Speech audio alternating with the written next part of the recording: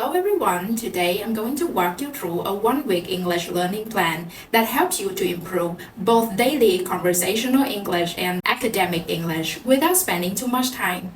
We'll divide the week into four main parts. 1. Some useful English phrases about health, food, and cleaning. 2. Daily and workplace conversations. And 3. Writing practice for IELTS Task 1 and 2. And 4. Speaking practice. Okay, so now part 1, we are going to learn about some useful English phrases about health, food, and cleaning. This week, we are going to learn about how to make hot honey pork belly, how to make skin beauty water, how to fix your sleeping posture, the benefits of the right fruits, and cleaning your bathroom. This is hot honey pork belly. We add some peppercorn, some bay leaves. While we wait for the pork belly to poach, we're gonna make our hot honey. Have a cup of hot honey and a 4th cup of rice vinegar. This is heated up to 400. Let it creep up. So after 10 minutes, I'm taking the first fry out and then I'm bringing the heat up to 450. And take this hot honey and brush it right onto the pork belly. Sweet with a crunch. Perfect. Let's make a skin beauty water. We're going to start by adding warm water. Next thing we're going to add is goji berries. Then we're going to add half of a lemon, which contains lots of vitamin C. And you really want to get everything out of your lemon so that your skin beauty water contains lots of vitamin C. Last thing we are going to add is 1 kiwi, plus the peel of the kiwi, which is also packed with vitamin C. After adding the 3 ingredients, you're going to mix everything together so that it can really spread in the water. The most important part is not only drink the water, but also to eat everything that's inside of the water. I just came back from a 3-hour walk in the park and I'm ravenous. Butternut, cranberry, organic mango. I'm so happy I have this box right now. Because can you see that purple box? If this wasn't here, I would have tucked into the sweet box by now. I was thinking what can I munch on as soon as I get home, and I drank loads of water. I need fuel. You wake up every morning stiff, sore, having to crack things since you've been a kid. You might want to check your sleeping posture. Pretty much everybody that I treat with EDS sleeps the same way. And usually what I hear is they lay on their belly, but the head twisted and the leg up. We're gonna change that. We're gonna change it to a lot of pillows. You get a nice long body pillows in between your legs, in front of your chest.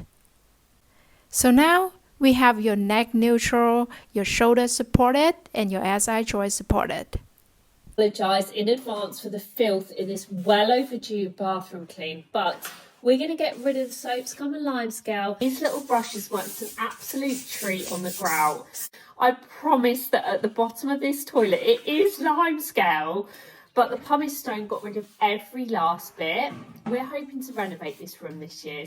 So here are some notes that you should remember about using tenses. Remember to use present simple, present continuous, or near future when describing things that are happening now or soon. When talking about past experiences or storytelling, use past simple, past continuous, or present perfect continuous. Daily and workplace conversations. We've created an incentive program to increase sales. At the end of the month, you can reward your top seller with a prize worth up to $1,000. Whoa, howdy ho. Wow, 1,000 big ones. Mm-hmm. That's cool. Do I get to pick the prize? Yes, you can. Question. Does top salesmen include people who were at one time such outstanding salesmen that they've been promoted to... No, Michael. No, you can't win this prize. I didn't mean me. So why weren't you sitting with Mike tonight? I thought you two were becoming an item. I sort of thought so, too. Getting a lot of mixed signals. I'll tell you who wasn't giving mixed signals was that sexy Officer Thompson. He was staring at you all night. You noticed that? Honey, trust me, when they're not staring at me, I notice. Now, let's dive into academic English focusing on IELTS writing tasks. This week, we'll work with bar charts, especially the ones that include two charts at once, such as comparing marriages and divorces. The first bar chart shows changes in the number of marriages and divorces in the USA. The second bar chart shows figures for marital status of American adults in 1970 and 2000. It is clear that there was a fall in the number of marriages in the USA between 1970 and 2000. The majority of adult Americans were married in both years, but the proportion of single adults was higher in 2000. In 1970, there were 2.5 million marriages and 1 million divorces. The marriage rate remained stable in 1980 but fell to 2 million by the year 2000. In contrast, the divorce rate peaked in 1980 at nearly 1.5 million divorces before falling back to 1 million at the end of the period. Around 70% of American adults were married in 1970, but this figure dropped to just under 60% by 2000. At the same time, the proportion of unmarried people and divorcees rose by 10%. In total, the proportion of widowed Americans was slightly lower in 2000. Okay, so now let's move on to Task 2. In IELTS Task 2, the structure is 1 introduction, 2 body paragraphs, and 1 conclusion. But your success depends a lot on how well you develop your ideas and arguments. So this week's topic is education. Instead of giving you full essays, I'll provide useful vocabulary, common phrases, reusable sentence structures for argumentative writing. Progress in their studies. Progress in their studies. Progress in their studies. Intellectual capacities. Intellectual capacities. Intellectual capacities. Slow advance in studies. Slow advance in studies. Slow advance in studies. Incapacity of understanding. Incapacity of understanding. Incapacity of understanding. Acquisition of knowledge. Acquisition of knowledge. Acquisition of knowledge. Students' deficiencies. Students' deficiencies. Students' deficiencies. Grasping of new knowledge. Grasping of new knowledge. Grasping of new knowledge. Adapt complex concepts to. Adapt complex concepts to. Adapt complex concepts to. Academic qualifications. Academic qualifications. Academic qualifications.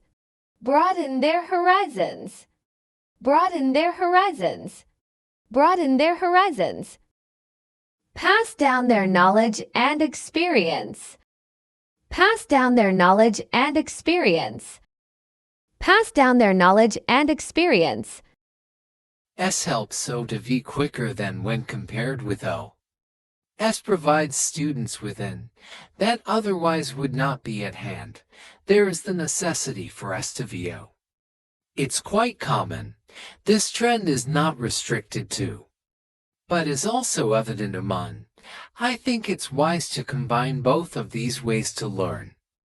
The reasons for this trend may involve the recognition. However, the presence of the teacher is essential for students because human contact influences them in positive ways. The mere activity of touching and exploring this device constitutes an enjoyable task for a kid. This, accompanied with the relaxing attitude and software interactivity, conduces to a better grasping of new knowledge. The expertise of a teacher in how to explain and adapt complex concepts to different individuals can hardly be mimicked by a computer, no matter how sophisticated a software is. In addition to those practical benefits, learning from someone's advice is painless.